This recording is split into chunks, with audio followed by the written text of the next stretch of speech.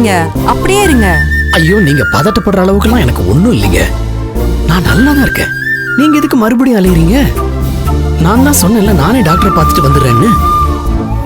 நீங்க இப்படி திரும்ப திரும்ப அலையறது பார்க்கறது எனக்கு ரொம்ப கஷ்டமா இருக்கு. ஒரு கஷ்டமும் இல்ல. காலையிலேயே நீங்க சீக்கிரமா ஸ்கூலுக்கு வந்துட்டீங்க. சாப்பிட்டீங்களான்னு எதுவும் தெரியல. இப்பவும் டைம் ஆயிடுச்சு. இப்ப எங்க போய் சாப்பிடுவீங்க? உடம்புக்கு முடியாம இருக்கிறப்போ கடையில போய் சாப்பிட்டீங்கன்னா சரியா இருக்காது. அதான் சாப்பாடு கொண்டு வந்திருக்கேன். நீங்க சாப்பிட்டீங்கன்னா நான் கிளம்பிடுறேன். ஆமா, அவர் எங்க? அவரு போன் ஏதாவது வந்திருக்கோம், பேசுறதுக்கு போயிருப்பார். எங்க ஒரு சின்ன ஹெல்ப் பண்றீங்களா? நீங்க போகும்போது சாரையும் கூட்டு போயிருங்களேன். என்ன, அவருக்கு நிறைய முக்கியமான வேலைகள்லாம் இருக்கும்னு தோணுது.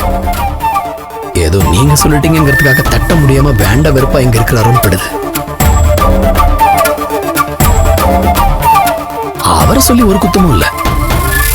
உங்களுக்காவது என்ன தெரியும், நீங்க என் மேல அக்கறை காட்டுறதுக்கு ஒரு நியாயம் இருக்கு. ஆனா அவருக்கு நான் யார் என்னன்னே தெரியாது.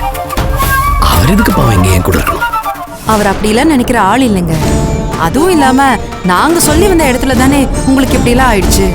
அதை சரி பண்ணி அனுப்புனாதான் எங்களுக்கும் மனசு நிம்மதியா இருக்கும். அதுக்கு எங்க சார்பா கொஞ்ச நேரமாவது பக்கத்துல இருக்கணும்ல.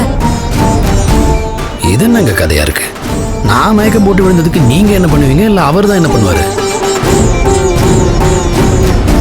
சென்னைக்கு வரும்போது இந்த ஊர்ல யாரையுமே எனக்கு தெரியாது. என்ன பண்ண போறோம், எப்படி வாழ போறோம்னு தெரியாம வந்தேன். இப்ப வாழ்றதுக்கும் பழகிட்டேன். ஏதோ ஆதரவா இருக்கீங்கிறதுக்காக அளவுக்கு மீறி நானும் உங்களை தொந்தரவு பண்ணக்கூடாதுல்ல. இருக்கிற வரைக்கும் இருந்துட்டு அப்படியே ஒரு நாள் போய் சேர வேண்டியதான். எதுக்கு இவ்வளவு மனசு வந்து பேசிட்டு இருக்கீங்க? கண்டிப்பா இதுக்கு அவர் காரணமா இருக்க மாட்டாரு.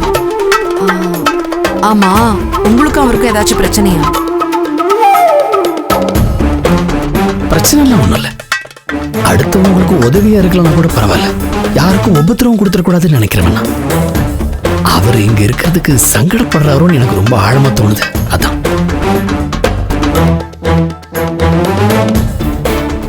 இந்த விஷயத்துல நீங்க நினைக்கிறது ரொம்ப தப்புங்க. நீங்க அவரை ரொம்ப தப்பா புரிஞ்சிட்டு இருக்கீங்கன்னு நினைக்கிறேன். அவரு ரொம்ப நல்லவருங்க.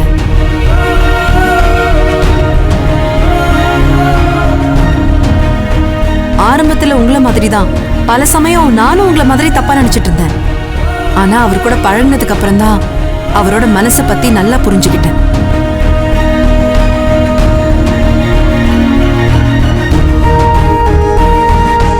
இப்ப வரைக்கும் எனக்கு ஒண்ணுனா தாங்கி பிடிச்சு சப்போர்ட்டா இருக்கிறது அவர் மட்டும்தான்.